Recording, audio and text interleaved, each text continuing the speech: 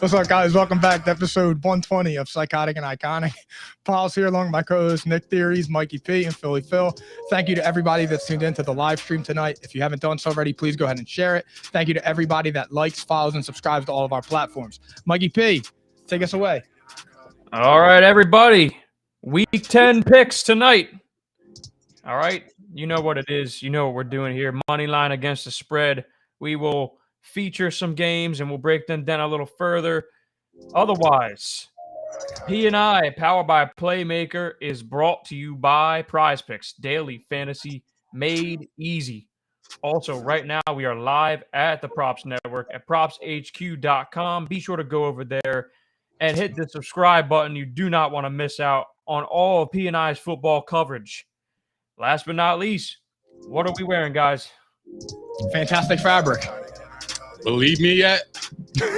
That is fantastic. It is fantastic fabric. I love this shirt, man. I wore a couple pods. Fantastic fabric. It's courtesy of IPP Pressworks. If you guys want P&I merch, be sure to DM us for pricing and details. And yes, Nick's got on a Just Ant t-shirt. Just Ant is responsible for this song that you hear in the background right now. All right. My guy, man. That's my guy. That's my brother, man. That's the guy right there. All right. His fantasy team is doo-doo. He's a beast. Go check out his new album, Believe Me Yet, man. And trust me, you'll believe him. That shit fire. Fire. So go press play, go download, go do what you got to do. Shout out Justin. There you go. You guys ready? We got a game tonight.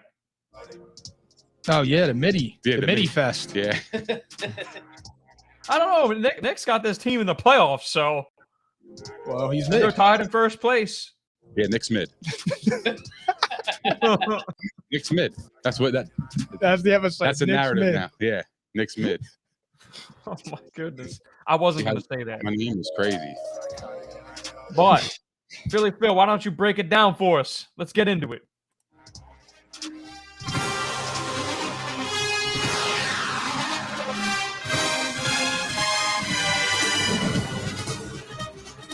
Thursday night football. Atlanta Falcons -2.5 at the Carolina Panthers. An NFC South showdown. We already know the Falcons are tied in first place with the Tampa Bay Buccaneers in the NFC South. And the Carolina Panthers, only a game out. P.J. Walker is starting again the second week in a row. He had kind of a rough game last week, but he is still starting in this game. He almost beat this team 2 weeks ago. So now we fast forward. Are you guys ready for this one? What do you want to talk about here? I just have a quick thought. So I'm playing against Deontay Foreman tonight, and I'm placing a bet on him to score a touchdown. I feel like that's like the new strategy moving forward. When you're playing against somebody on a Thursday night football, just bet them to score a touchdown and walk away. If they score a touchdown, you win money, but your fantasy team takes a hit. Cry me a river. You just want some money. So that's just a nice little bet, a nice little trick that I have in the bag right now. I've been kind of doing. So sometimes it hits, sometimes it doesn't. But you're always in a win-win, I feel like. Yeah, you know what else too, Nick? I'm seeing a lot of people doing parlays with touchdown scores and first touchdown scores. Even if it's just if you select 3 guys to score the first touchdown of a game, you can win a lot of money. And I didn't even realize that. I wish I could show you the ticket that I saw on Twitter. It was crazy. It was just 3 guys. It was maybe $20, and the guy made like $5,000 to $10,000, somewhere in that range. First TD score. That won't happen for me though. It's like one of those things where it's like I never get that. I saw somebody had 4 guys for like 2 touchdowns apiece. It was like Dalvin Cook, Austin Eckler, Jamar Chase, and Cordell Patterson. It was like $35, and I think they won $40,000 or $34,000. It's insane. It's crazy. It's probably Stanton. Yeah, probably. Unbelievable. Unbelievable. But I can guarantee you one thing here, guys. There is hurricane-like weather around the corner, so the game tonight will be windy. 20-mile-an-hour winds expected. And, Nick, I can guarantee you that both of these teams are going to run the hell out of the football Mr. Deontay Foreman himself might be busy. So that maybe changes the narrative here a little bit. Both of these teams have had some success running the ball lately. The Falcons have been one of the best teams running the football all year. So does that mean the Falcons have the edge in this game? Even though they're the road team, do the Falcons have the edge? I actually don't think so. After how they won against the Panthers 2 weeks ago, and then coming off of a fight with the Chargers, and now you're on a short week and you're traveling. I don't know. I feel like it favors the Panthers tonight, but it's kind of hard to go to put your trust in the PJ Walker. I think Mariota and Arthur Smith are a better combination than Steve Wilkes and PJ Walker. PJ Walker just got benched last week after going 3 for 10 in the first half. It might be cool to see if that happens again and they bring in Baker, and if he makes some noise, I don't know. That'd be cool. I would love to see that, obviously. I miss my guy. But he's a D lineman now. So, but no, I don't really feel like it's like that an was edgy. Crazy, by the way. It hurt my soul. That was crazy. Because you fight tooth and nail for that guy. I know. Man. He's over here being a D line. I know. I didn't think you were going to say that here. Team player. He's a team. That's all I got now. I can't stand on anything else. I can't stand on anything else except he's a team player. That's a good comeback. All right, I can accept that. But no, I'm just like, I don't really know. Like, I don't think it's like that big of a game. I mean, it's kind of big for Atlanta because you want to stay in the race to win the division. Right. But I don't think like these are two bloodbath teams. I mean, because the thing is here, Mike, I want to say one thing. As much as I agree with you, and it feels like a total waste of a Thursday night, the winner of this game, let's say the Bucs lose to Seattle this weekend, the winner of this game is going to be in first place in some regard. Wait, the Panthers won? No. They would be in a tie. I don't know. I guess the Panthers are 2 games behind the Bucs. I thought they were 1 game back. They lost to the Bucs already. Correct. 2-7. I think the Panthers are 3-6. Yeah, they're 3-6. They're 1 game out. That's right. Wow. Well, the Buccaneers, they won the division game. No, Panthers beat them. Oh my God, they did. Yeah. And so that's why it's so crucial that the Panthers somehow blew that game 2 weeks ago, because they would be in first place right now. Yeah, let me retract my statement about 2 minutes ago. It actually is an important game. It is for the teams, at least. Maybe not us in the general public, unless you got a wager on this one. So that's where we'll go next, I think. I don't know if there's too much to say here other than expect both teams to run the football a lot. The weather could be tricky, and that could be a good thing, honestly. You're minimizing P.J. Walker, although this is a matchup where he could have had success right here. The Falcons' pass defense has been garbage. A.J. Terrell has been hurt pretty much all year. So that actually could be a bad thing for them, actually, the more I'm talking about it. But let's talk about the spread. The spread is Falcons -2.5 on the road. Guys, who do you have tonight in this game, which is a somewhat important game after all? I'm taking the Falcons both ways. I feel like the Panthers do have revenge on their mind from 2 weeks ago. I mean, it was that stupid play call. I mean, that stupid penalty with DJ Moore taking his helmet off that cost him it, and then Pinheiro missing the field goal. I think the Falcons are better. They're better at quarterback. They're better at head coach, as I just said a few minutes ago. To me, it's really black and white on this game. I think the Panthers, I mean, they just got blown out by the Bengals. So, and I don't think that they're a team that responds, the second week after getting blown out like that. I'm with you. I got the Falcons. I think they're just a better football team. I think this is kind of a game where Mariota can make a lot of plays on his feet, and especially with the weather conditions. And I think that favors more Atlanta. And the Panthers, they have nothing. I mean, what are they? Right? They beat the Bucs a couple of weeks ago, but anybody could have beat the Bucs. They're ass, bro. Like, they've been playing really ass. So I mean, call it what it is. I nothing impresses me about the Panthers. Like, I think the Falcons are actually a decent team. Like, I think they're the team that could give the Bucs a run for their money for the division. Like I said a week ago, and I still believe that. I think this team is really good. I think they have, they got the right pieces, but I think they're still missing that one wide receiver to help Drake London out, because I think he's a beast. But yeah, no, I like the Falcons in this game. I think they're just a better football team overall. I think Grady Jarrett's going to have a day. Yeah, I'm going to have to echo that sentiment with you guys. I'm going to go Falcons both ways. But I do have to point out a couple things. Marcus Mariota, 3 road games on TNF in his career. He has lost every single one straight up and against the spread. Okay. On the other end, the Panthers, they've lost three straight home primetime games straight up. So something's got to give here. Somebody's going to come out on top. And I'm gonna go with the Falcons because they have been the better team. But I will say, nothing would surprise me here. It's Thursday Night Football, and they played a very close game 2 weeks ago. But I agree. The Falcons are just better. So I think they're going to prove it. All right. Are we ready to move on? Yes, sir. Yes, sir. Philly Phil.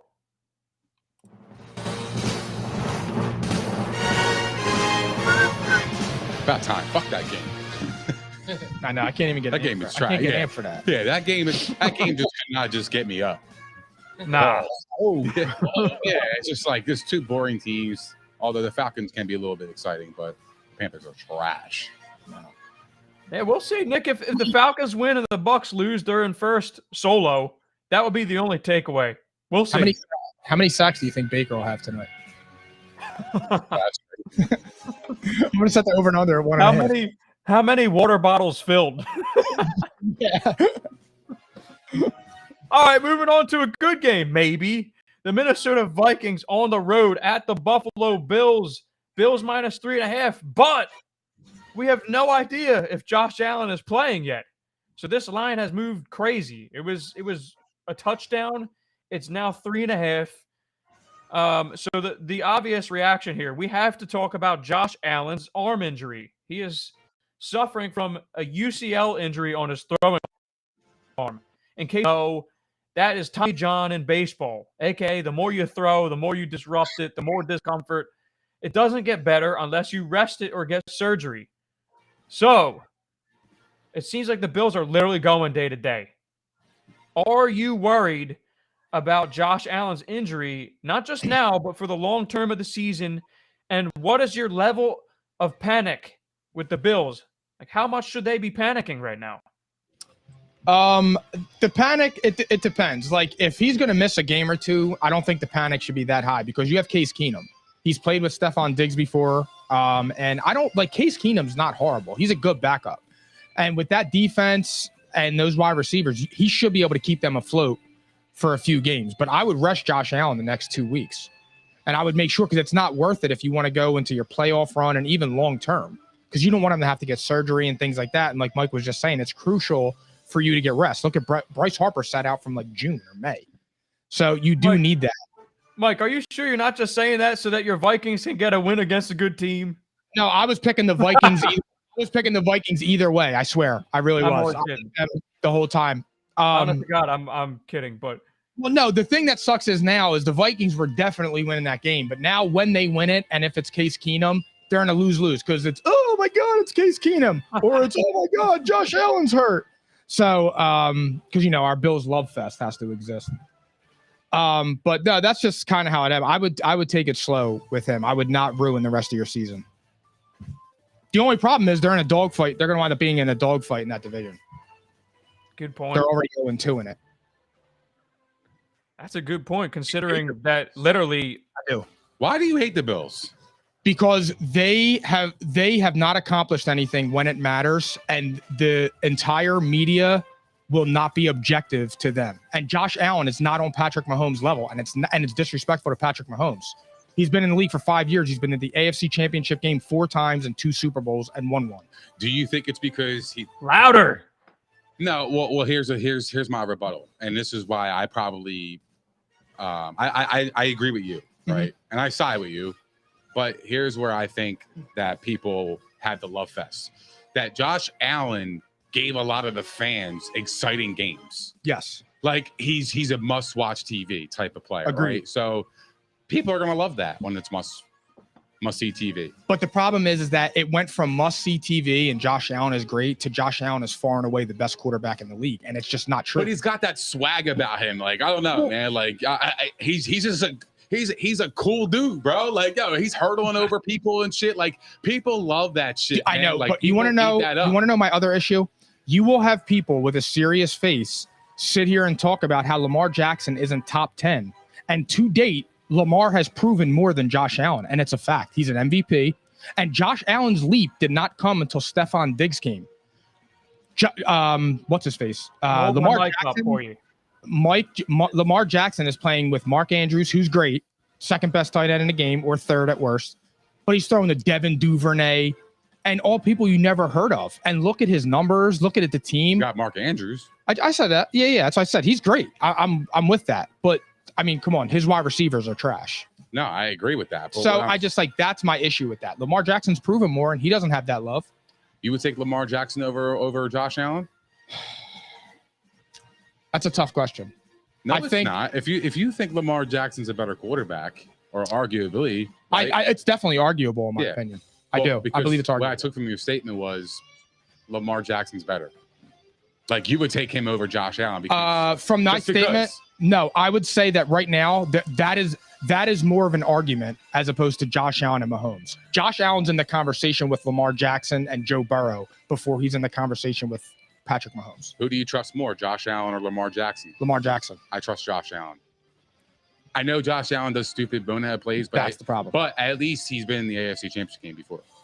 That's fair. I can trust somebody who's been there before. Experience. I agree. That matters. Yeah, no, it definitely matters. The magnitude of the game is huge. Yep. If you win, you go to the Super Bowl. Not many quarterbacks can say that. Aaron Rodgers hasn't said that in 12 years. I know. So think about that. It's very rare. I know. I wasn't allowed to drive after midnight last time he was there. That's crazy. That's a good discussion. Wow. I'm interested about that. I mean, I would take Josh Allen. Yeah. It's not like, it's not. It's just like, bro, like, I don't know, man. Like, I want to see Lamar Jackson do it in January.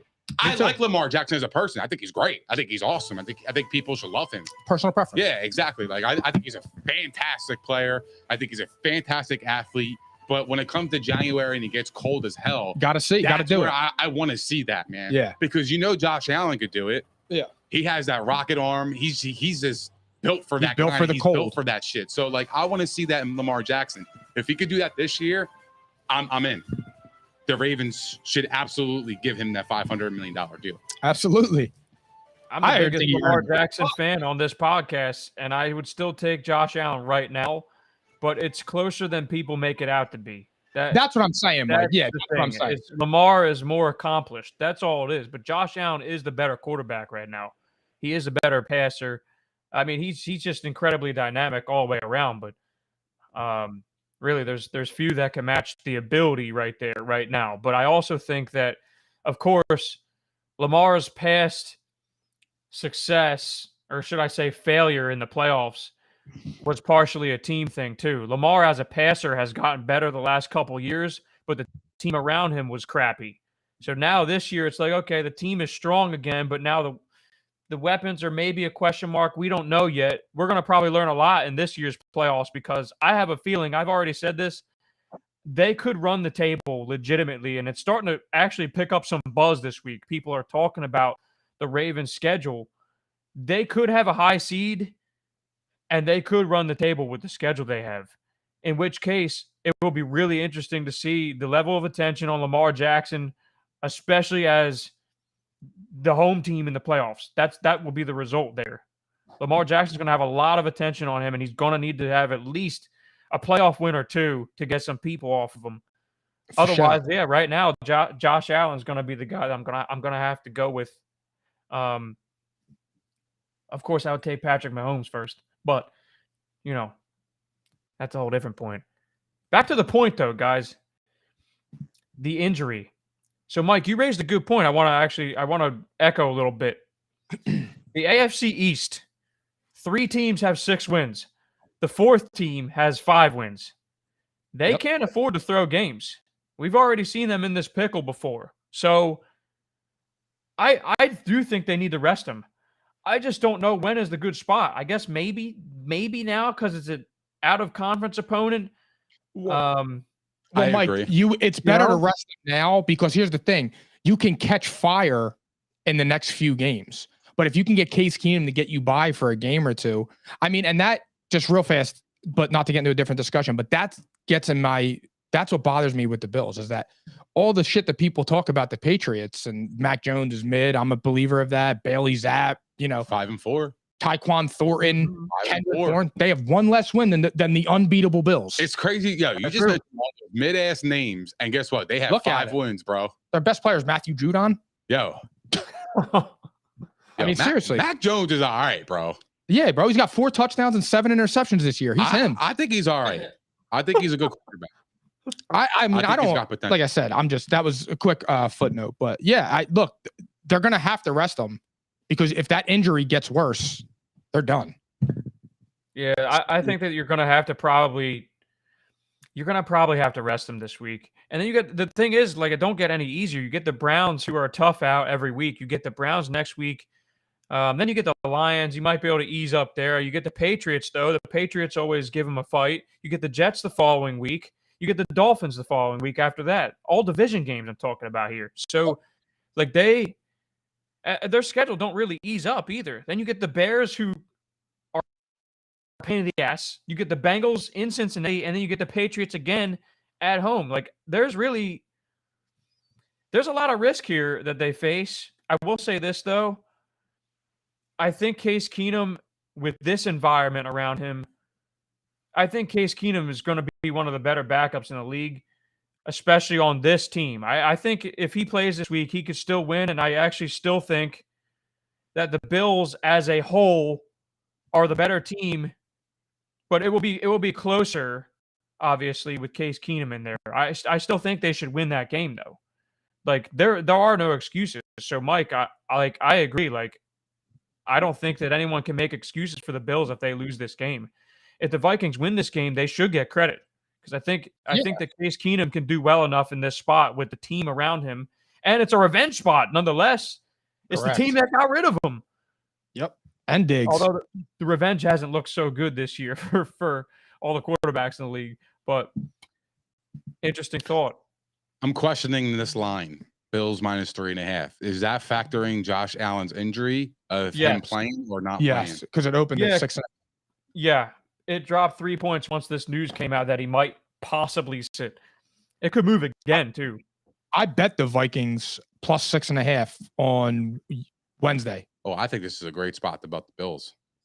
Well, no, I bet the Vikings on the money line before this news even came out because I thought the Vikings were going to win regardless. Okay. Yeah, I got the Bills both ways. I think they're a better team. I think their defense is really good. They're home. They know this game is pretty important for them. Even if Josh Allen doesn't play, I still like their chances. They still have the weapons on the outside. They still have. I mean, they just got to commit to the run a little bit. We're actually going to see a lot from their running game. Devin Singletary. Actually, yeah, I'm an owner. Yeah, I'm actually looking forward to it. I think Nyheim Hines is going to get some burn too. So I think that's the pathway to victory here is just run the football, control the clock, get Stephon Diggs involved, get Dawson Knox involved, get Gabe Davis involved, get your players involved when you can, move the chains, play good defense. You're home. I like the Bills here. I mean, I think they're just a better football team. I'm not a Vikings believer. They're a 7-1 team, but they're like, meh. Like, do you believe if they win tomorrow? They just Sunday, excuse me. Without Josh Allen? Yeah. Because remember, Josh Allen don't play defense. Well, so what? You got Von Miller and them boys. If they're going to score on them and put up points. Well, no. That's true. That is true. But, like, I mean, if they had Josh Allen, I got you, because they can score with them. Correct. I'm with you. Yeah. You're more pressured to score. Correct. Because you know who's on the other side. So I think that also plays a factor. Yeah. You know what I mean? So, like, but I do like the Bills. I just think they're a better team. They're home. I mean, they need this game more than a lot of people think, based on their division. Their division's is really good. Yeah. We just named it. Yeah, they really do need this game. I think they need this more. This game don't mean shit for the Vikings. Here's the thing. Here's the only thing it means to the Vikings. It's finally time that they get a win and people start talking about them. Yeah, because everybody credibility. Everybody's going to say Kirk Cousins outside, Vikings outside. They go there and beat the Bills. It'll be meaningful. At that point, you're 8-1. There's no denying it. I know. But You're not ass at 8-1. I don't know. Yeah, if they win this game, You're they'll not they'll be getting credit from me if they win this game. No, I'm not saying they're ass if they're 8-1, even if they won without. Well, Josh not a Allen. believer, I should say. I just I don't know. Like when I watch them, like there's nothing flashy about them. There's nothing like that pops out. It's just they're like a boring ass football team, and I don't know. They just don't excite me, man. There's nothing about them excites me. They just don't, bro. I don't know. They're a solid, tough team. Those are scary teams. They are, and they could definitely creep up on people late in January. But what I'm saying is like when I watched them, like to me, like they're just so beatable. Like I feel like they've been getting really lucky of who they've been playing against. Washington really fumbled that game. I mean, they were up. I think they were up what? By 17-7. 17-7, right? They were up by 10. Last year, Kirk doesn't win that game. The fourth quarter, they came back. I mean, look, that's a sign of a good football team because they had to play defense to stop them and get the ball back, which I do respect. They are a good football team. But like when I watch them, I'm like, man, that was the Commanders, bro. Like they got Heineke. I mean, passion. I told you, bro. Yeah, I'm that's what that. But like the Commanders, really? I don't know. I feel like you beat up on those teams, and they always fail to do that. They never have like a blowout win. The recipe right here for the Vikings is they need to run the ball successfully, especially in this tough environment in Buffalo. Go over there and run the ball down their throat and take the life out of the stadium and have these nice, long, sustained drives. Keep that defense on the field. Keep the offense off the field, which I still think the offense of the Bills will have some success in this game. I think really what this determines for me is, like, are the Vikings that good? And if they win this convincingly, are they great? I don't know if we're going to learn that in this game, but we already know that they're a solid team. How good, though? If they win this game, they do deserve some credit. Like, I also have the Bills both ways because I don't think Josh Allen being out is an excuse. I actually think that they should still win this game because they're better, and I agree with Nick. But it wouldn't surprise me if the Vikings did pull this out. They have to approach it correctly, and they still look like a team that has an identity crisis. I think that they've been better this year when they've been committing to the run game. That seems to be the formula, and you minimize Kirk Cousins' mistakes, and you're keeping the defense fresh because you're holding on to the ball a little bit longer, and this defense needs the help. So that's the way to do it, and it might not be flashy. If they want to do it, that's how they got to do it. But I still got the Bills both ways. I got the Bills both ways. We will see. It's going to be a good game. I don't know, man. Yeah. I'm a little worried if Case Keenum's in there. I'm a tad worried. It's not 2017 anymore. I don't think that's the same Case Keenum we're going to see. Though. I mean, he's all right, but like, it's Case Keenum, bro. You know what I mean? Like, I don't know. Making his case is Keenum. That's fucking crazy. We'll see. It should be a good game, though. I'm looking forward to it. Yeah, we shall see. Philly Phil. Change it up. Get that shit. Fire that shit. This game. Yeah, this game is going to be telling. Yeah. Phil, you know what? I haven't asked you to do this in a while. Sound the fucking sound. Yeah, I forgot we had that. Sound it because I missed the what lights. The fuck is going on with the Packers? What is going on? They lost their 5th straight game. They have lost 5 straight games. Rodgers had 3 picks in a game. That's the most since 2017. And this is also the largest underdog spread of Aaron Rodgers' career at home.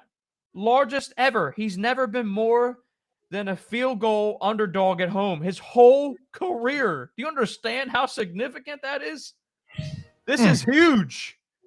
So we had to sound the fucking what's going on in Green Bay. Let's talk about it. I'm going to throw a couple questions. Let's talk about it. Yeah, let's talk about it. I mean, you know what? Let's just go freeform first. Actually, let's just go freeform. What the fuck's going on in Green Bay? Seriously. It's They booty. It's to me, it's a lot of stuff. I mean, for one, Aaron Rodgers is tied for 27th in interceptions and tied for 27th in QBR. So that right there is what is the issue. The offensive line is underperforming. The defense is underperforming. The wide receivers, I would say they're underperforming, but I kind of feel like they're performing. That's what you sent him out there with. They lead the league in almost acquiring players. They're like the Boston Celtics, except in the NFL. Every year near the trade deadline, they were all in on Darren Waller or something like that, and then it was just the price was too high. The Packers just I don't know. They have like no continuity. They don't look like a team. They just look like a bunch of guys that went out in a schoolyard and started to play football. Like they just don't look together. They just don't look like a formidable team to me. That's just what it is. Aaron Rodgers is miserable. You see him out there freaking out, and I like that because he's showing that he cares. Like I actually do like that. Again, I say it all the time. Losing is not fun. I hate losing more than I like winning. So if he was out there throwing interceptions and just blowing it off like it was nothing, like Donovan McNabb used to do when he would laugh, I hated that. It's not funny. I want to win. I hated that. That drove me crazy. Me too. I hated that. Walk off the field smiling when you just threw a ball fucking Laughing 3 yards into the off. ground. Laughing. It's not funny. I'm like, what are you laughing at? Yeah, get that dog in your chest. That's crazy. But so they just look like a mess as a team to me. Yeah, they look together. disjointed. They look leadership. Yeah, you know what? I'm actually starting to wonder how much they believe in Matt LaFleur a little bit here because Aaron Rodgers is the one who's got the energy right now. Aaron Rodgers is the one who looks like he cares. I don't see it anywhere else on the roster. Aaron Rodgers looks like he cares, but also looks defeated at the same time. The rest of the roster is like, what the fuck is going on with everybody else? Well, in fairness, the Lions game, those couple interceptions were his fault. That's his fault. They were horrible. They were like tip balls and stuff like that. So like I get Rodgers' frustration in a sense. I haven't been picking on him too bad. Because again, he's not out there with a full deck. Those wide receivers are terrible. I know. That's really the case. They're bad. Like they're not good. I said it before. They're going to struggle to score points simply because you can't roll out there with Romeo Doubs and Christian Watson. Well, and Mike LaFleur actually has been all right. Mike, you know what else? I don't think. Yeah. Oh. Go ahead, Nick. What's up, Mike? They're good. As I was just saying, and they're relying on Sammy Watkins. Yeah, which was also a big mistake. I mean, come on, that's criminal. I think that it flopped even worse than anyone could have imagined. Honestly, I think that it didn't look good going into the season, but then Romeo Doubs is obviously not a number one receiver, and then also Christian Watson can't even stay on the field. He's the most physically gifted, and then obviously we already know Sammy Watkins can't stay on the field. I think it flops so badly. Even more than I had expected. I was in on the Packers like many people. And like the other thing was just simply them not going out and acquiring a wide receiver. I think that sent waves through the locker room. Like we're dead and we know it. It's like you literally went out and you decided to continue to proceed with this dumpster fire. No, well, in fairness to them for that, they were trying to get those players. They always say that. No. I actually genuinely believe that. But the NFL GMs are just, you know what? I want to tip my cap to them because that is how you execute business. When you know somebody's desperate, you want them to fucking fork it out, bro. Well, more than other teams. Well, the Bears did it for Claypool. It's like, to me, it's the Packers aren't aggressive because we've seen it year in and year out. They never acquire anybody. It's all homegrown people. No, I actually think they were asking more from the Packers. What, like for Claypool? Absolutely. You're playing hardball at that point. You know their hands are tied. You know they need a wide receiver. Everybody in the league knows they need a wide receiver. Well, here's the thing. That is business 101. I'm not going to sell you our player because it's either you fork it up or you don't get them. Do you want to play without this player on your team for the rest of the way? Or do you want to walk away? Well, in fairness to the Packers, it's I never would have given a second for Chase Claypool. No, so I actually think they're right on that. But they had no leverage in any deals because they were either going to get robbed. They were going to have to overpay. And I don't think Green Bay is built to overpay. That's true. Not them. That's true. But here's where they went wrong, Nick. Because you everything you just said there, correct. Here's where they went wrong. They knew that they needed this position upgraded for weeks, over a month.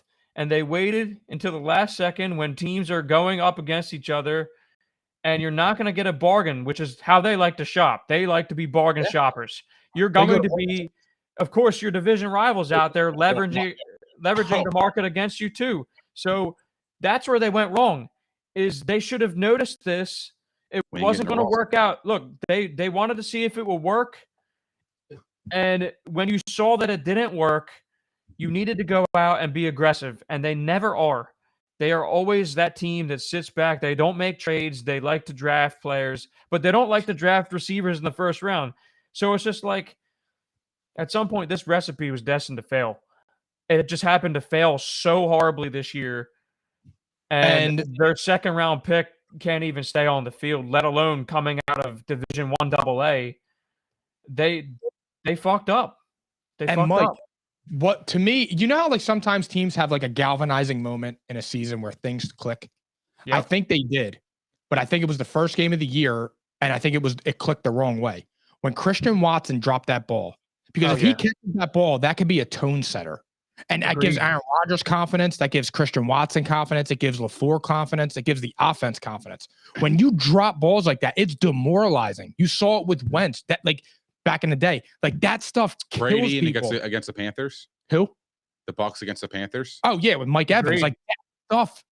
Those little they always talk about the little things. That shit matters. But they're not 3-6 because of that moment. No, but that I think they would be a much stronger team. They messed up the aura from the beginning.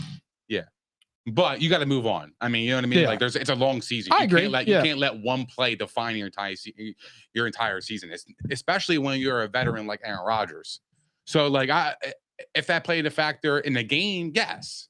But did it definitely played a factor in the game. Right. But for 2 months since that, I'm gonna sway away. I just think they're ass. I just don't think they had it. There's no juice. But this game is kind of intriguing in a way because I think Aaron Jones is kind of limited this week with a toe injury. But I want to see them use AJ Dillon like they have in the past. This guy is a bulldozer. You want those tough yards. You got to get Aaron Rodgers in short yardage, second downs, third downs. If he goes 3rd and 10s, he's never going to get a first down. It's so hard to connect with his wide receivers. The only one is Allen Lazard. But you got to depend on Allen Lazard for 4 quarters. You got to put your team in the best position to score points and move the chains and keep your defense off the field. Yep. And to do that is by running the football with AJ Dillon. You have him on your team. You got to use him.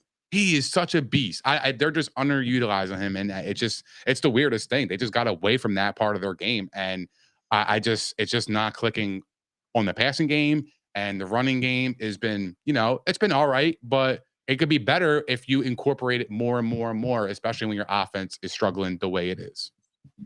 And see, that's the thing is like they have no creativity whatsoever on top of that. This offense, as much as I want to Aaron Rodgers is playing like diarrhea. Aaron Rodgers with those interceptions last week, it's unacceptable. And the defense is playing even worse. The defense was supposed to carry this team, and the defense has been fucking atrocious, which is maybe the biggest development. They just lost Rashawn Gary for the season. That's a backbreaker. They're not going to recover from that. But Matt LaFleur, though, I thought would be better than this. As a head coach, he's been good, but as a play caller, I think it is fair to question what he's been throughout his whole NFL career so far. As a play caller, he has not been good.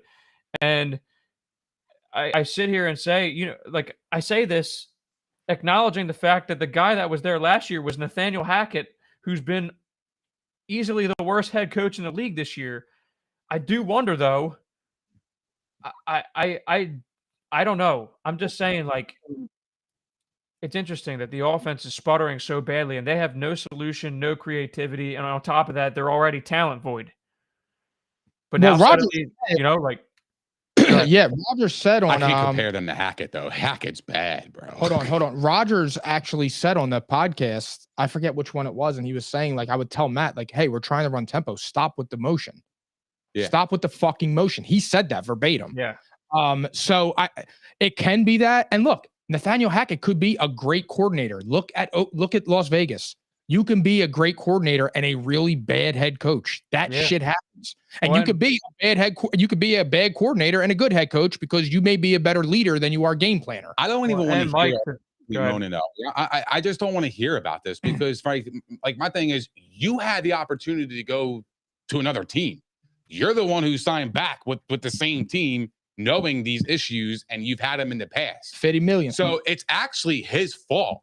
I'm not going to sit here and give him a pass for this shit. Oh no, because nobody's doing that. You know, because of lack of weapons and shit. You chose to stay in Green Bay. You knew who the head coach was. You signed back with them. That's your fault. If you wanted to play with wide receivers, you had the chance. He could have went to Denver. He could have went anywhere else, but he decided to stay in Green Bay. So that is on him. So that's not excused, by the way. He's been playing like shit. He's the common denominator here is he's supposed to raise the level of play, and he's playing like absolute shit, which does not help matters at all. But knowing that he committed to stay, that where the Packers failed is not addressing that position, and it just happened to not work out. But the Matt LaFleur thing's interesting because they are not getting along. It's pretty clear that those two are not on the same page, and it's a glaring issue. I wonder how much it'll affect them in the long term, which brings me to my next question, guys. Will Aaron Rodgers retire after this season? And if not, do you think he could be traded?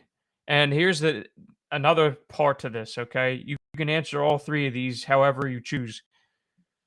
I'm going to raise a point here that I don't think is getting talked about much yet. Does it make sense, guys, for Aaron Rodgers to be sat and you get a look at Jordan Love for the rest of the season? Now, there's a lot to unwrap there. It's a three-part question. There's three things going on there. Will Aaron Rodgers retire? No. Will he be traded? I'm gonna say about 60% yes. And I think that he could actually be the one to link up with Sean Payton somewhere.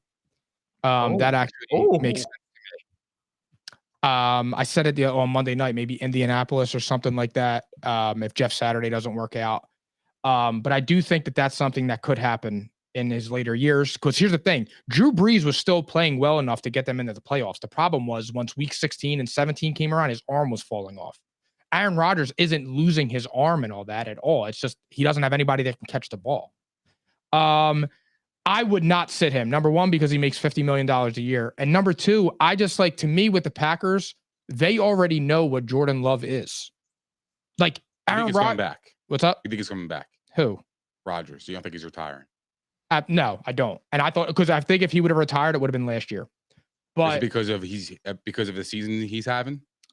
Yeah, because as a competitor, I don't think he'll go out on this note. Okay. I'm with you. He has too much of an illustrious career to ruin it going out looking this bad because he's not washed. I'm with you.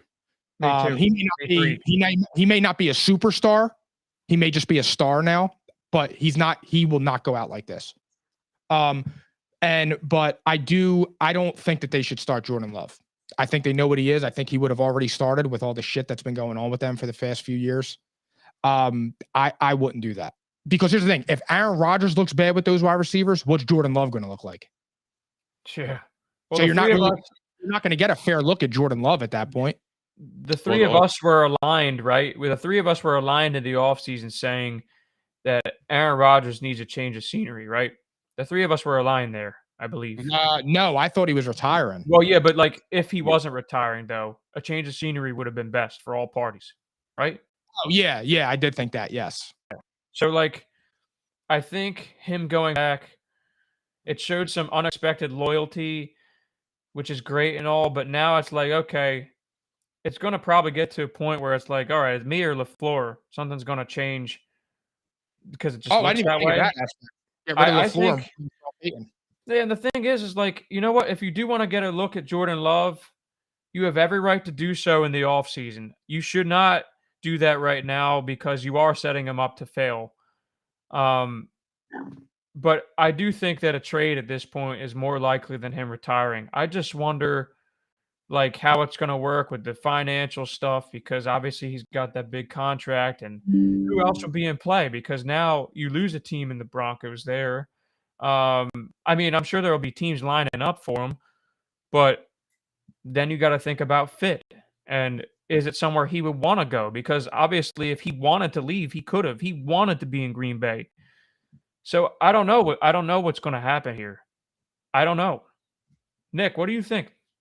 I think he'll stay, but I think there's going to be big changes coming. I think I don't see him walking out on that fan base doing that, man. Just saying, I want out and just causing that stain on his legacy with that. We know with that fan base.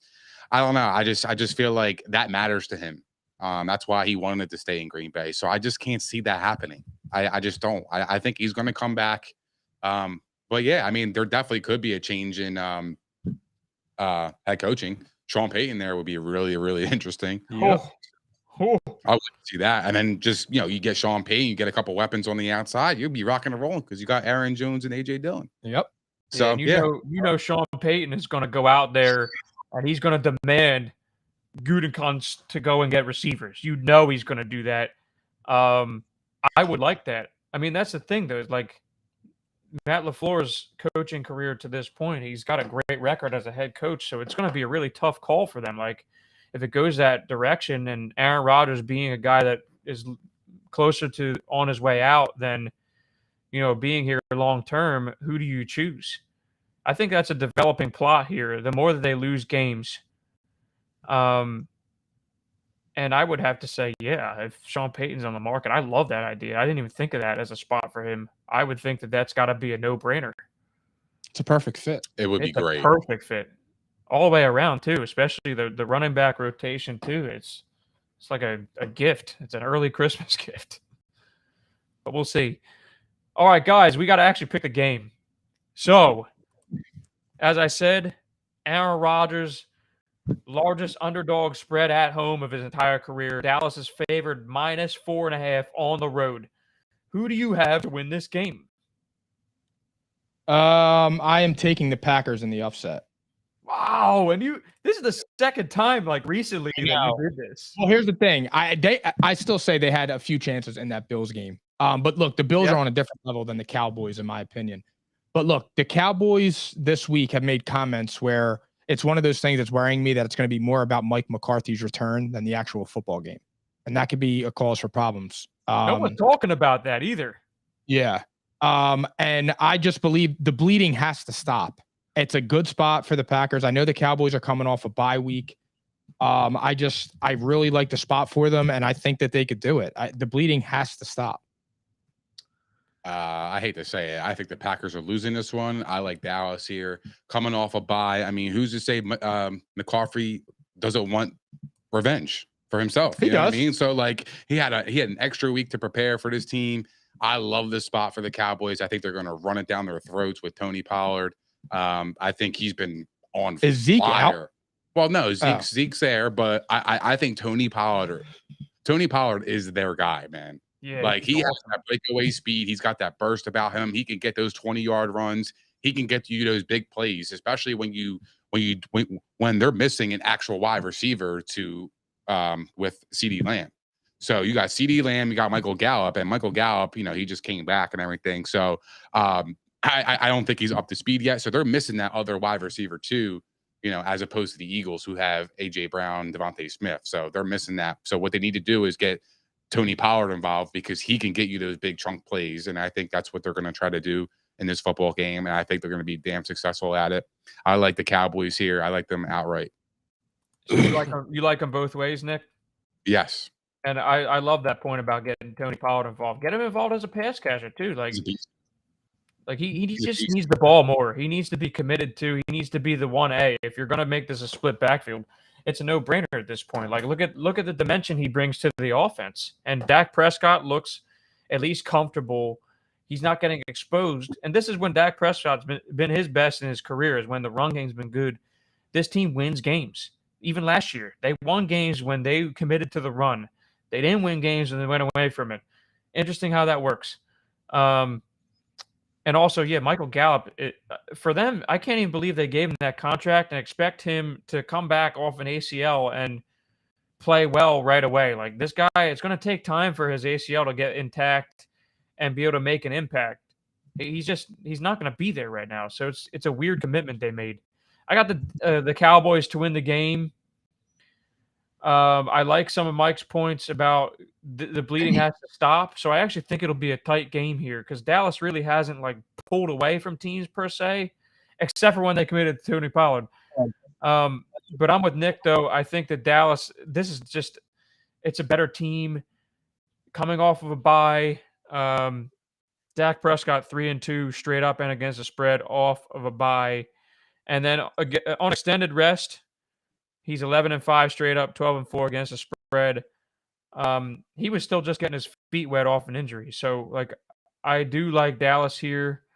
Mike McCarthy gets revenge, and maybe the bleeding stops next week for the Packers. I just don't know what to say. I haven't seen it. It's one of those things I need to see it to believe it. They play Derek Henry next week. Bleeding ain't stopping. Nah, hell no. They're gonna be bleeding from their ass. Yeah, seriously. No, one other thing, guys. I actually see a great comment here. You're gonna like this one. Godfarv says, "I could see Rodgers in San Fran or Vegas." Thoughts on that before we move on, real quick? I really like both of those. San Francisco would be ideal. But I don't know. Would they be able to take his contract?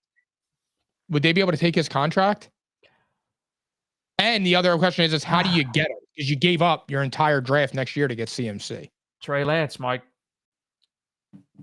Coming off Trey Lance and a couple picks. There's going to be teams interested if he gets put up on the market.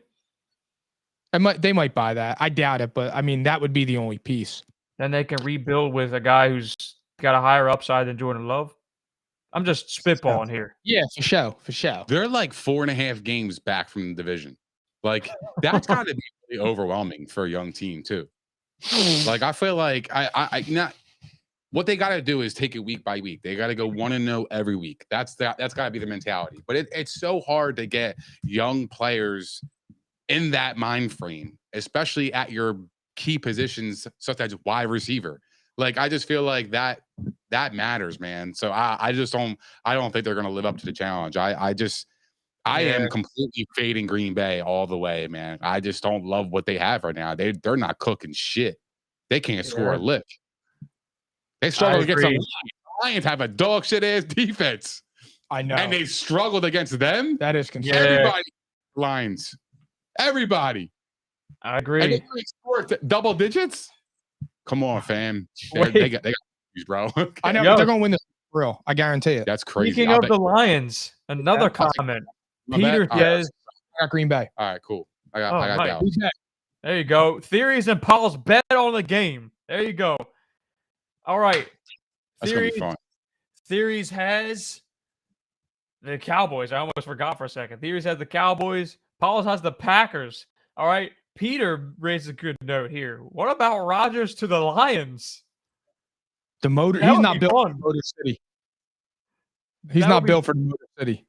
That would be fun, though. That would be great. He would be great there. They got a good offensive line. They won't trade him in the division. That's all. Yeah, I know that. But they got a good offensive line, wide receivers, a run game. Whew. They'd be cooking. They would be good. I like that a lot, fit-wise. Czar. The Lions? The Lions. He's not a lion. Nah, he's not built for that, bro.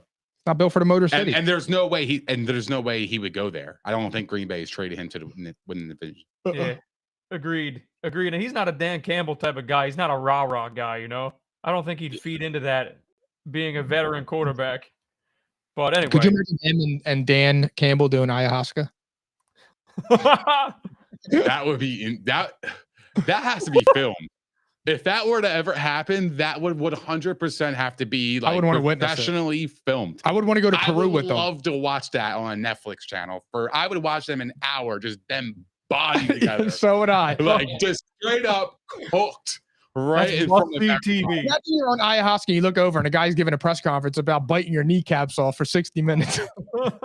Like imagine the conversations between Aaron Rodgers and Dan Campbell during that moment. I would love to see it. That would be great. I would pay to see it. That's must-see TV right there. I would pay money to see that shit. I would pay too. It could be a pay-per-view. I'm in. Dead ass. I'm in with you. All right. You guys ready? We got one more main game here. One more headline game. All right. Everybody good? Yes, sir. Philly Phil, one more time. Get up in Mikey's guts, Phil.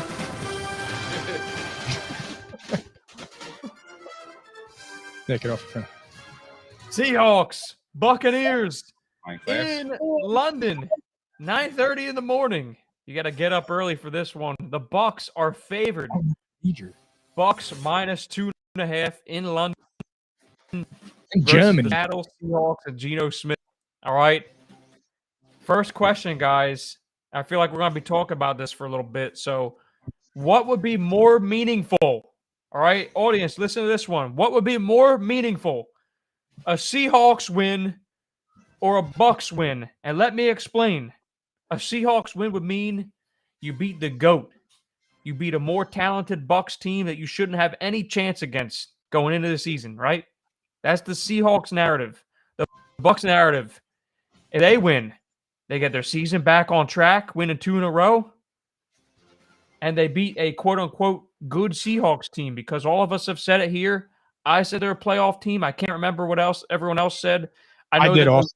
the league is starting to buy in on the Seahawks being a good team. So the Bucs, that's their narrative. They would be beating a good team with a winning record away from home with all the cards stacked against them lately, coming off of a huge emotional victory. There are the two narratives. What would be more meaningful? A Seahawks win or a Bucs win? Who wants to start? I will. It would be more meaningful for the Buccaneers. They're on a bye week next week. They could go into their bye week with 2 wins. They could feel good about themselves. 2 years ago, when Tom Brady and Bruce Arians won the Super Bowl, the season turned around after the bye week. They were 7-5. Yep. And they ran the table. They didn't lose again. They ran the table after that. They never lost. I'm glad you brought that up. Good point. Good point. That's exactly what I think they need. They need to get another win, get to that bye week, regroup, get themselves together. Tom can maybe clear his head a little bit, and then you come back and it's go time. Because look, I don't think the Buccaneers are actually worried about the Falcons in that division. I don't. I think they see them lurking, but I don't think they genuinely are concerned. And to me, it's just the Seahawks are a good team. And it would be a quality win for them. And you get your confidence back and things like that. So to me, it's more meaningful for the Buccaneers due to the circumstances that they've dealt with since beating the Cowboys. Yeah, I mean, I agree with you. Everything you just said, I totally 100,000% agree. I mean, this game would definitely be a lot for the Seahawks in terms of a quality win, but they also beat the Chargers. They beat the Giants. If everybody thinks the Giants are all that, they beat those 2 teams. That's 2 quality wins. So I think they have a lot of people's respect. I think the Bucs are going to play really, really good this game. I like the Bucs here. I think they're going to go all out. I think you're going to see high energy. I just feel like they're going to flip that switch for them to gain confidence because they know that they have another week off and then they can regroup after that and then go on a run. You know what I mean? I mean, like you see teams struggling early in the season and they just turn it around. They get hot at the right moment. And you just never know. So I feel like with the leadership of Tom Brady and also the Bucs players that have been there on the Super Bowl run, they also had that mentality as well. And, and that memory of them doing it in that year after the bye. So I think it's crucial for them. So I'm going to go with the Bucs here. I like the Bucs in this game. I'm a little concerned because Seattle is pretty fucking good and they can score. So if the Bucs don't score 20 points, I don't think the Bucs are going to win, but I think they're going to actually have a decent game on offense. I have the Bucs both ways, Mike. Sorry, I didn't give my pick. My bad. Oh, all good. Yo, wait. Actually, am I misreading this here? They're playing in Germany. Excuse me. Yeah, Germany. Yeah. I said London by accident. Leave him in London. So everyone, yeah, right. So it's sour hour here at P&I. That's what that is. Shot o'clock, sour hour. All right. Sorry, my apologies. The game's in Germany, not London. Anyway, same time frame. You know what, guys? I really like what you said about the Bucs here. And I'm gonna go away from that only because I actually think that if they lose this game, they're going to have to go back to the drawing board with a long week, and they hopefully will figure out what their weaknesses are and correct them. I just don't know if they're positioned well enough to win in this game right here. I just don't. I see you, Nick. What's going on over there? No, he's saying something to me. I'm trying to make out the words, and I can't make it out. You want to share it? Am I that sour? Oh, all right. No. I was making fun of Nick. Yeah. I mean, because I was going to say, I didn't even get to my point yet. I'm going to say this. Yeah, fuck you. The audience deserves to know. What? You got a mic in front of you. What did you say? I said fuck you for the third time. All right, cool. Go ahead, Mike. All Sorry. right, no, it's all good. But I'm just saying, I think, man, it's tough because in international games, the favorites are 27-9-1 straight up, 23-14 against the spread. However, this is crazy, guys. Tom Brady versus Geno Smith in his career. You're not even going to believe this. Tom Brady's 0-4 against the spread versus Geno Smith. Okay? That's his second most against the spread losses without a win, behind only one guy, Eli Manning, 0-5 against the spread. I don't know why. It doesn't make any sense. Eli Manning, Nick Foles, Geno Smith. It's crazy. It makes no sense. He could beat Manning, Rodgers, Breeze, Roethlisberger, Mahomes. It doesn't matter who you had in this. Yeah, Rivers. It didn't matter. He don't get up for who we don't respect. He loses to these bum ass quarterbacks. It like the weirdest sense. It doesn't. Trevor Siemian doesn't get up for quarterbacks he doesn't respect. I believe that. I'm dead serious. I'm kind of like with you on that a little bit. Like, there's no fear factor. No, it's just like, it's like, oh yeah, like he can't keep up with us. We're just gonna we'll be all right. See, and that's I don't know. Yeah, our team where they'll jump you early. They're gonna get out early and score, and that's my problem. Is I just don't think the Bucs are gonna be able to score enough in this game. With the way the Seahawks have been playing defensively lately, they've convinced me that they're actually pretty strong defensively, and they have maybe a shutdown corner that could at least limit the damage through the air. And at that point, the Bucs can't run the football. The Seahawks can. The Seahawks can score on top of that. I think this is the spot where the Bucs, the greater takeaway for them will be if they lose here and they have to face all these weaknesses on the drawing board next week and figure it out, and then they go on their run. I like that narrative a little bit better because I like the way this team is playing right now. I really do like the way this team's playing. So I got the Seahawks upset. All right. Damn. And you guys both have the Bucs both ways, correct? Yeah. Yes. Wow. Does anyone want to bet on this for fun? I feel like I haven't gotten a bet on in a while. Not this game, but I'm sure we'll get one coming up. Theories? I'm not into this one because I like Seattle. Like, I think they're a good team. Like it wouldn't surprise me if Seattle won. Hey, theories. You want it? Yeah, all right, fuck it, let's do it. I don't care. I'm my guy, bro. You got me broke. He's right behind me, bro. What's up? Fuck yeah. What's up, bro? Yeah, Mike, that was that's legendary. That's the episode title. I'm in. Count me in. I got 2 bets, Rockin'. I got another one in the clip. Let's go. Yeah, I gotta get one with Mike now. All right, next up. That's crazy, man. A podcast. Yo, did you see me lean into my mic here? Yeah, move on, Mike, please. Anyway. All right, Philly Phil. Now we're going to start rolling. We got the rest of the games to pick. Philly Phil, one more time. Give us some prime time. I need some juice. You want it? It's always a crowd pleaser. I'm a pleaser. That's the best ever. Really, I'm a pleaser, though, man. I really am. I'm a pleaser. Oh, my God. That's a good thing. That's a good thing. Oh, yeah, bro. That's a good thing. You should want to be a pleaser. Are you a pleaser? Of course. Yeah, that's a good thing. I'm a real one. It's a good one. All right, Sunday Night Football. You guys ready? Yes, sir. Pleasers, you ready? All right. Yeah. The pleasers. Yeah, the pleasers. I like that. Is that the episode title? The pleasers. Yeah. Chargers at Niners. Niners -7 on Sunday Night Football. All right. Are you worried about the Chargers injuries? And is this line too high? Like, am I missing something here? Yeah, I wish I could get as high as that line. I'm confused here. Look, I get it. The Chargers, they did beat the Falcons. They traveled there. They have a lot of injuries. I get it. They traveled across country for a 1 p.m. game. You know the statistics on that. That it's a hard slot for a West Coast team to win. Justin Herbert is better than Jimmy Garoppolo. And while I feel like my thing is like, we don't give Jimmy Garoppolo respect, and then you make him a 7-point favorite on Sunday Night Football.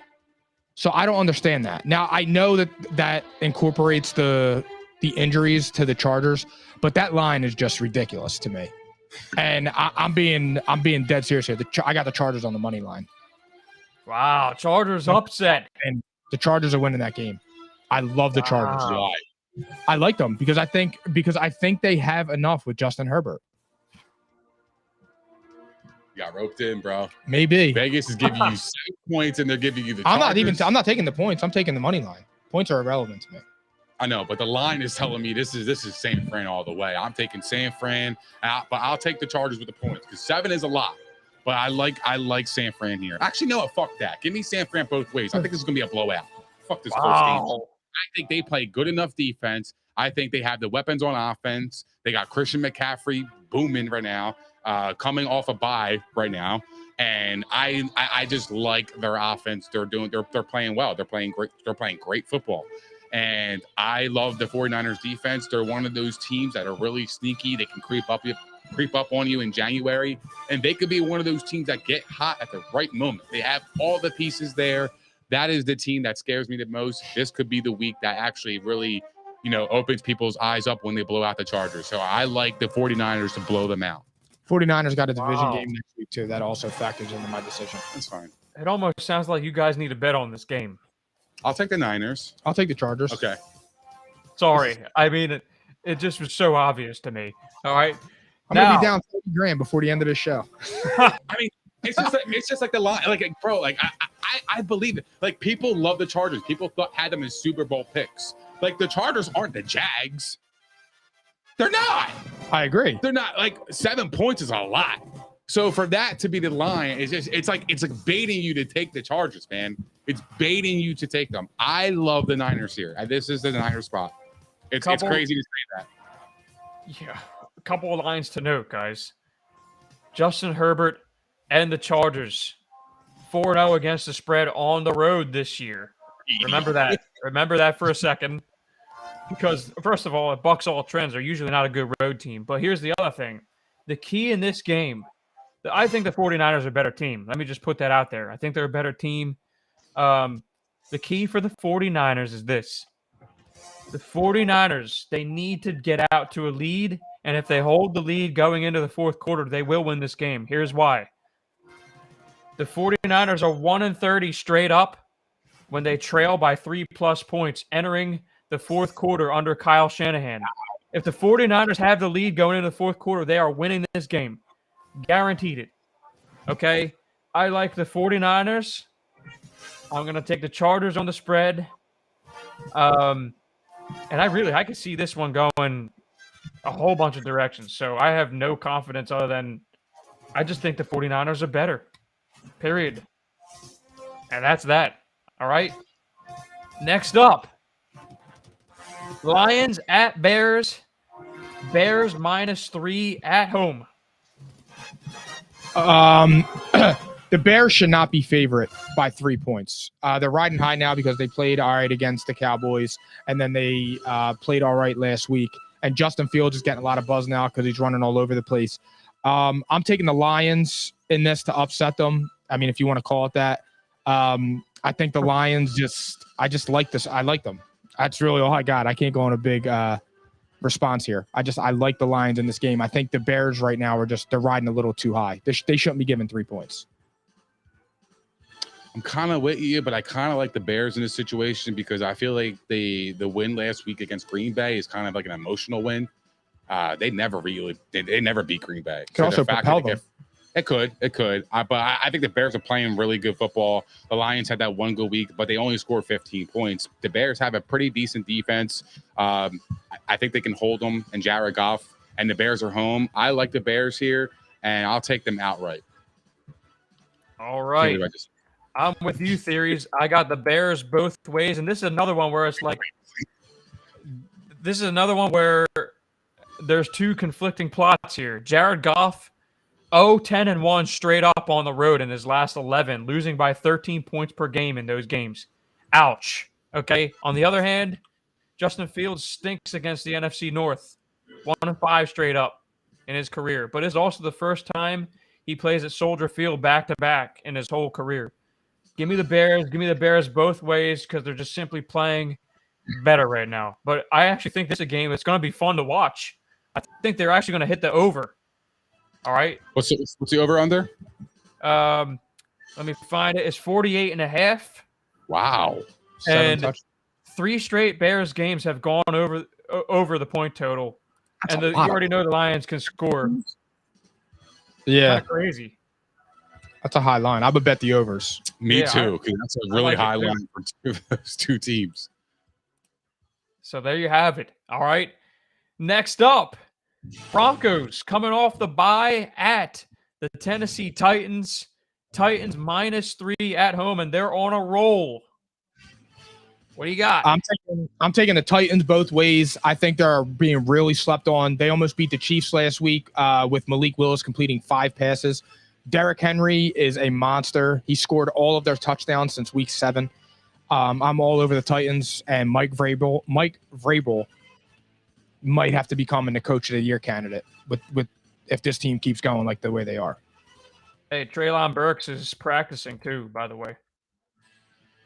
Well, they need him because they traded away A.J. Brown to get him. So, yeah, I like the Titans here. The Titans are they're a way better coach football team. Mike Vrabel is the deciding factor. He does not play any games. He doesn't care. The game plan is to get Derrick Henry the football. He doesn't try to get cute. He doesn't try to outsmart himself. He gives his best player the football, and that's the bottom line. That's what you do. It's a smart coach. Yeah, and he knows defense. He has that defense playing really well. I mean, not for nothing, they should have beat the Chiefs. It's a shame they had that bad quarterback play in Malik Willis. But I love the Titans here. They're going to be home. They're going to be running down their throat. I love Tennessee in this spot. Guys, I had Tennessee all week. Literally, I'm torn over this because I just don't know who's playing quarterback for the Titans right now. And I think that could be a deciding factor, even if it is Ryan Tannehill coming off of an injury with virtually no practice. I don't like that part of it. And then it's weird, okay? Russell Wilson coming off of a bye is good in his career. Russell Wilson under East Coast time zone, good in his career. Titans can make history in this game, guys. Only 6 AFC teams have covered the spread in 7 consecutive games since 2010. That is a hard task to do. They certainly can do it. They're playing extremely, extremely well, and they also are good against teams coming off of their bye.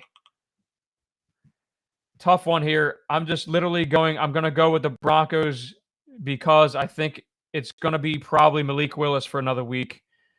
And they have a lot to prove after playing a better game last week. They're maybe even their best game of the season. And they're going to want to prove that the defense is still good without Bradley Chubb. This is just a hunch game. The Titans are the better team. So I actually looked at that, double looked at it too, Mike, to be honest, when I first saw it. So much trouble, Mike. But I can't buy in yet. I can't either. It seems so easy to make this pick. That's the thing is like the Titans should be favored by more in this game, if we're being honest. I'm surprised that the line is only 3. But that could be accounting for maybe Malik Willis. I don't know. I am not sure. But next up, Jaguars at the Chiefs. Chiefs -9.5. This line moved big time in the Chiefs' direction. I think it opened at 6.5. It's now 9.5 for the Chiefs. Or it might have been 7.5. Either way, it still moved quite a bit. I'm taking the Chiefs both ways. I don't think that Trevor Lawrence can keep up with Patrick Mahomes, to be honest. He looked good last week, though, Mike. Yeah, I know that, but I'm not sold on him, to be honest. That's where I'm at with him. So I don't believe in him yet. And I'm going with the Chiefs. They're better. I'm taking them both ways. And that's just really where I am with that. I'm not a agree believer with in you, by the way. The Jags are too up and down. Like, I never know what team I'm getting. I get a formidable team that looks like they're getting ready to learn how to win football games. And then the very next week, I get a team that looks like Trevor Lawrence is a bust. I like Facts. the Chiefs. I like the Chiefs with the money line, and I like the Jags with the points. I feel like Doug Peterson, he just coaches his ass off when he plays against good teams. I don't know what it is. I feel like he just rises to the challenge. He's going to have his guys ready to play in a hostile environment. I think coaching will keep them in this game. So for that reason, I'm going to take Jags with the points. Nick, nobody's talking about that narrative either. It's Doug versus his mentor and his former team. Yeah. Nobody's talking about that. I have the Chiefs both ways for the same reasons as what Mike said, but this just smells like a backdoor cover. It smells like a backdoor cover where the Jags make it interesting because, fun fact, Mahomes in the second game of a homestand, 7-11 against the spread. And I have no reason for it. It's really interesting though, right? So it smells like a backdoor cover. It actually smells like it could be a high-scoring game. I actually think Trevor Lawrence can have a lot of success in this spot, even though I'm not fully bought in either. So, all right. So give me the Chiefs both ways. Cleveland at Miami. Miami minus 3.5. Cleveland coming off the bye. Deshaun Watson's on his way in a few weeks, guys. Can they get the upset victory here? I do believe that. I like the Browns in this game to upset the Dolphins. I think that they're going to be able to control the game on the ground. And Nick Chubb will be able to run all over them. I really do. And then Jacoby Brissett, as long as he doesn't make any mistakes, they should be able to keep themselves in it. You suck. Why, do you have the Browns too? Yeah, I do. And for no rhyme or reason, other than they're playing well and the Dolphins seem to just escape each week. I want to see them dominate a team. The Browns stink off a bye, though. Like, they're literally under Kevin Stefanski. They're too okay. Let me rephrase. Over the last decade, they stink. They're 1-7-1 against the spread off the bye. Kevin Stefanski has won 2-0 straight up off the bye, though. So, I don't know. I just like the way they're playing. I think they're going to run the football and be able to put up some numbers here. That's just me. Me too, Mike. I really do. Everything screams Dolphins, by the way, with the stats. I can read them all to you. I don't even think I need to waste the time. The defense has shaped up. Yeah. They called Coach Yost. That defense is shaping up. They're playing really well. Yeah, but they're also playing against Tyreek Hill and Jalen Waddle. They're different animals, bro. And Miami's home. I like Miami here. I'll take the Browns with the points. I think there'll be a close game, but I just like Miami. I think they have better weapons on the outside. They have a better quarterback. They're home. They're a tough team, man. They're a really good team. I think a lot of people look at the Dolphins still, and they don't have that confidence in them. Yep. They're not one like they're the top dogs in the AFC. I don't think people view them that way. So I feel like they get kind of disrespected in that kind of regard. But I love their head coach. He's awesome, man. Mikey P. He's amazing. Real one. He's a real one. Yeah, he's just goofy, but he's like smart as fuck. He's himself. He's personable. He's funny too. Yeah, he's funny. Like, he's got a good personality, and people gravitate towards people like that. So I like the Dolphins here to win, but I think the Browns are going to keep it close. So I'll get the Browns with the points. All right. Next up, the Houston Texans at the New York Giants coming off a bye. Giants minus 4.5. Giants, it's going to be a bloodbath. They're going to destroy them. They're fresh. Saquon Barkley's fresh coming off a bye. The Texans just aren't good. They're the worst team in the league, or second or third. Though. They compete. Yeah, but they stink. I'm up for that. I'll take the Giants both ways. Easy. Oh, for fuck's sake. Do it. I'm taking the Texans, man. I'm taking as my upset. This is my upset of the week. This team, nothing to lose. That is one team that just like, it's just, they're going to take them lightly, the Giants. I just have a gut feeling. I feel like the Texans are going to hang in there. I feel like it's just going to be one of those weird ass I don't games. hate that theory. I feel like, yeah, because you look at the Texans, you're like, oh yeah, we're going to steamroll them. But the Texans also had 10 days off because they play on the Thursday. So they had time to prepare too. But this team has nothing to lose. I feel like they're going to pull out all the stops to get a win, and it would be great for that for Lovie Smith to get a dub here. I love the Texans, and I'm the Texans are winning this game. Philly Phil, sound the fucking. That's not what I said. That's I hope, honestly, for you, I hope it hits. I fuck with it, man. I think the Texans are going to bring it home, bro. Look, you made a compelling case. I actually, and winning is contagious. The Houston Astros just won the World Series, so who's to say they're not going to win this? I actually do like your angle on that with them taking them too lightly. However, I don't know if Brian Dable Giants allows don't that to score happen. enough for me, bro. Like the Texans are, the Texans, they'll hang in with Is you. Cook's back? He's back, but he's frustrated. He's Can you frustrated. blame He got paid $40 million in, like 4 Someone months who's ago. frustrated. Yeah, he got paid $40 million 7 months ago. Would you be frustrated? No. Huh? Yeah, really Probably sad. not. You would be frustrated with $40 million Yeah, I want more. 7 months ago? I mean, shit. I would be chilling, bro. I would shut the fuck up and I would play. I do a lot worse for a lot less. Exactly right, bro. I would go streaking for He signed his miles. name- he signed his name on the dotted line. So no give me the Giants, guys. Give me the Texans on the spread. Nothing, literally nothing statistically indicates that I should do that. I'm not even going to read it to you. It's actually really like the Giants, I believe, are 75% coming off a bye, 75% cover percentage.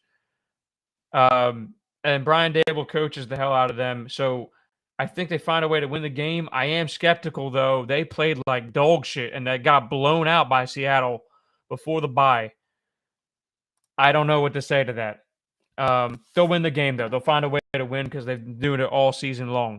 All right. Next up, last one of the 1 o'clock hour.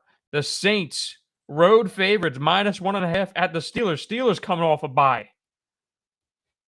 I am taking the Steelers to win this game. I think the Saints are some shit. Pittsburgh's coming off a bye. They're rested. They got rid of Claypool, so now they can operate with Pickens and Deontay Johnson, who are both better than him. I think Jaylen Warren's going to see an uptick in his playtime too, which I think is going to bode well for them because I don't know what happened to Najee.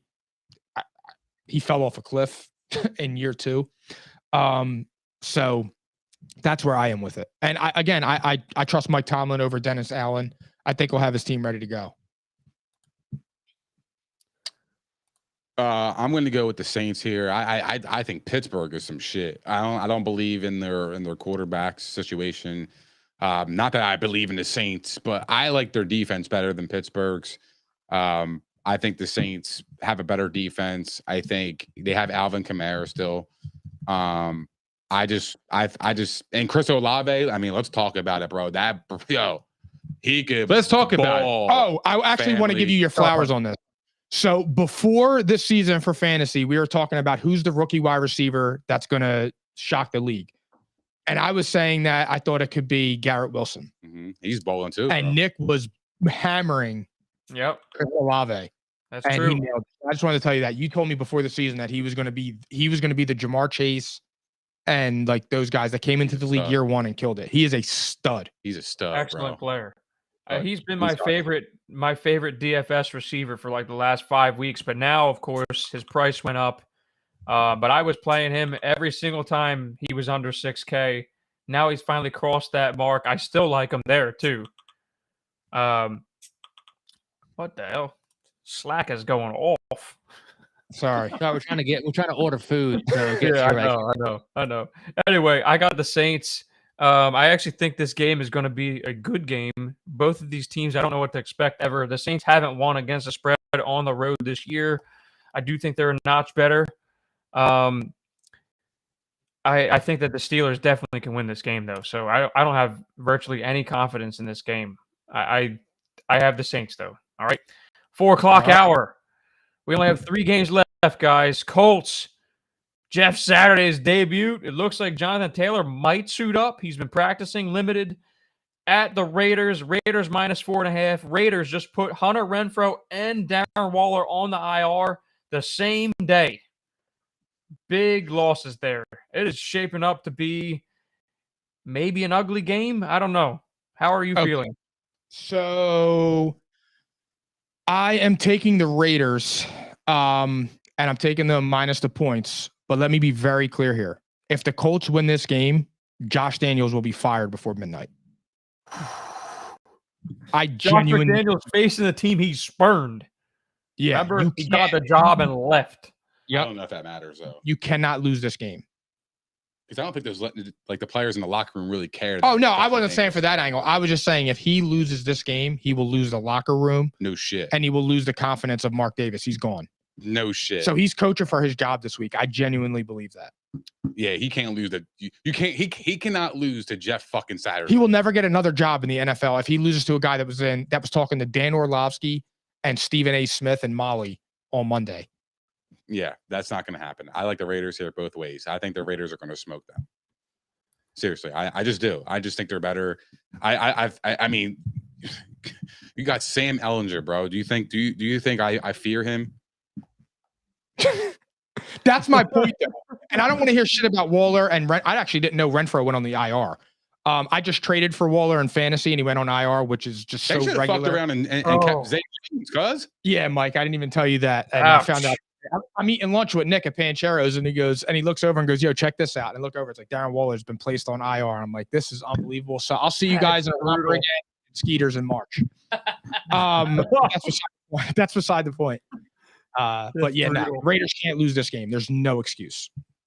Agreed. This is a must win. They have to win this game, and I'm going to pick them to win, but I am going to caution upset potential. Those are two deflating injuries. No confidence in the head coach. No confidence in the defense. There is upset potential here, and I'm not picking them to do it. I still think the Raiders find a way. I'm going to read one stat here, and actually, I got two of them, all right? Derek Carr, quarterback for the Raiders, right? 4-8 against the spread at home after returning home from a road game, and they fail to recover the spread by almost 4 points. On top of that, the Raiders, all right, I'm going to just blatantly read this to you verbatim. They are 6-point favorites almost, right? It moved a little bit. But anyway, 4.5. So teams favored by this number this late into the season with a winning percentage of 25% or less. Yes, that's the Raiders. They're 2-6, 25% or less. All 6 teams failed to cover. It's my sleeper team. I am so it just screams like, man, what if they respond to Jeff Saturday? What if they respond, man? Yeah, my sleeper teams have been awful, bro, by the way. Like, mine the Raiders too. I had the Broncos.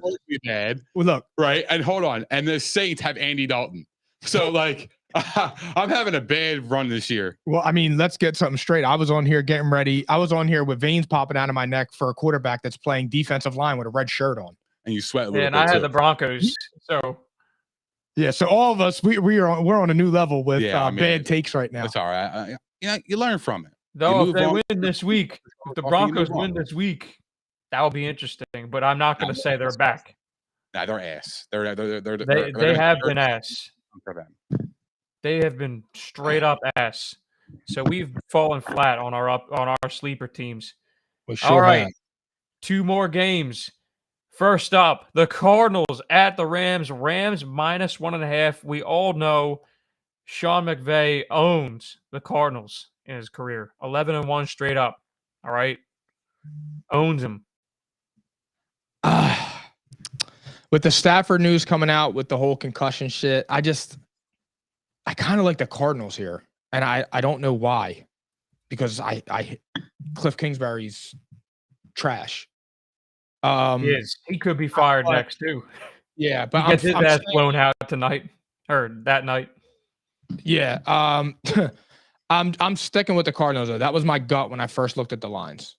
I'm taking the Cardinals to win outright. Wow, they're gonna change the recent history, I guess. Yeah. Do you want me to go or you want to go? I'll go. All right, go ahead. Theories. I like the Cardinals here. I like the Cardinals here because they can score. Like they have that offense that has potentially they could score 20 points. Like they have D Hop, they have Kyler, they got James Conner. They have their pieces.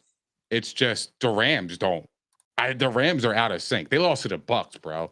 I know. Like I'm saying that they lost to the Bucs. That's a deflating loss for that team. Especially the way they lost. It was how they lost. And they're what are they? They're 3-6, correct? Yeah. They're 3-6, right? Yep. Yeah. Yeah. I mean, they're 3-6, and they all wanted to run it back after winning the Super Bowl. And to lose like that against Tampa, who's been struggling, and the way they lost in that fashion, that is deflating, bro. Like that's deflating. You're going to be questioning a lot of things going on with the roster. Now you got Matthew Stafford possibly not playing. And this is the spot for the Cardinals. I think the Cardinals are going to win this one easily. I'm 1,000% betting this game. I love the Cardinals in this matchup. Wow. I got to admit, I'm surprised from both of you. I had the same reaction as Mike. I had a bad feeling about this one for the Rams from the very beginning, and it has nothing to do with the Cardinals, really. And I love Nick's explanation because they will score points. The Rams can't score points. I will say this, though. There is a reasonable chance that Kyler and Matthew Stafford both do not play in this game. Matthew Stafford with the concussion, Kyler with the hamstring, has not practiced yet this week. There's a reasonable chance we see a backup quarterback battle in arguably the most important game. Fuck it. It is not arguably. It is the most important game for both of these teams this season because the loser is pretty much dead to rights. They already might be. But this is a must-win game for both teams. We might be seeing the backups. I have the Cardinals, though, quite simply because I think they'll be able to score more. That's really it. Yep, I share the same sentiment. Really it. And everything says Rams otherwise. All the stats, everything. All right. Last but certainly not least, the Washington Commanders at the Philadelphia Eagles, who are undefeated. They are minus 11 favorites at home in a divisional game. Guys, who you got? They didn't cover against Houston, by the way. They missed it by 1.5 points. What? Oh, yeah. No, it's the Eagles both ways for me. I'm not overcomplicating it. The Eagles have the MVP right now, and they're the best team in the league. They win and cover. All right. I'm actually going to take Washington with the points. I love the Eagles money line here. I think the Eagles do win. They're just a better team. They're home. The crowd's going to be rocking. Monday Night Football, you know how Philly gets. But there's something about like having that underdog mentality, and I feel like Taylor Heineke is that kind of kid that is going to swing back, and I think he is going to respond a little bit, especially when the Eagles are undefeated. I feel like you have a target in your back now more than ever. So I feel like that team in Washington is going to, play up to the Eagles' energy.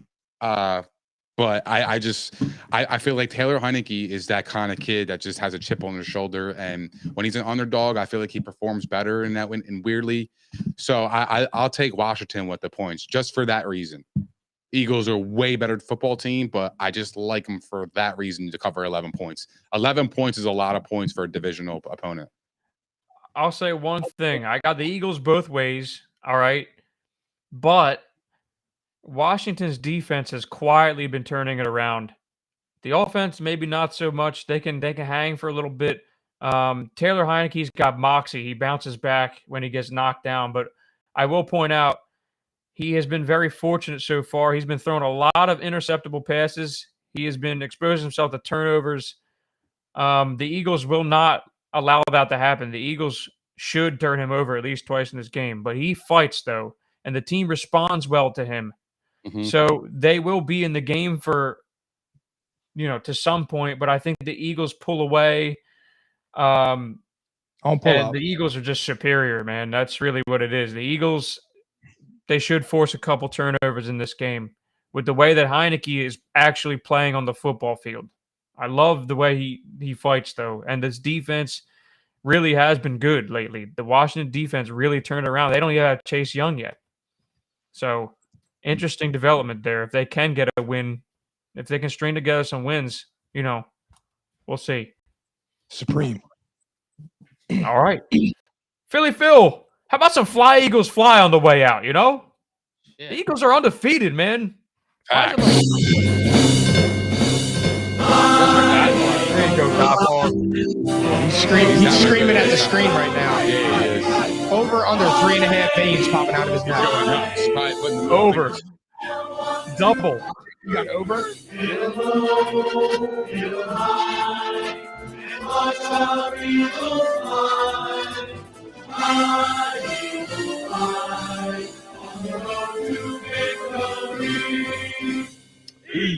E-A-G-L-E-S, Eagles. Fly, Eagles, fly. All right, Philly Phil. Ladies and gentlemen, episode 120 of Psychotic and Iconic, powered by Playmaker, is brought to you by Prize Picks, daily fantasy made easy.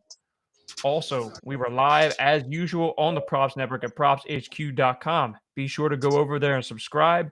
Keep up with all of our football coverage. You do not want to miss it. I mean, literally, we still got half a season left, so it's not too late. Go over there now. What are we wearing, guys? Fantastic fucking. Fantastic fabric, courtesy of IPP Pressworks. If you want P&I merch, do not forget to reach out to us via social media or wherever, and we will give you pricing and details and get you taken care of. Next episode, Tuesday, 8 p.m., Week 10 recap. You already know. Theories, take it away. Thank you guys for hanging out with us. We appreciate all the love, support in the comments. If you guys haven't done so already, please don't forget to like, subscribe, and hit the notification bell on YouTube. We are also available on propshq.com, Spotify, Apple Podcasts, Google Podcasts, iHeart, Megaphone, Stitcher, and all that other ish. Also, follow us on all of our social platforms, as you do not want to miss our daily content on Facebook, Twitter, Instagram, and TikTok. And we will see you guys next week at P&I, baby. Enjoy Week 10.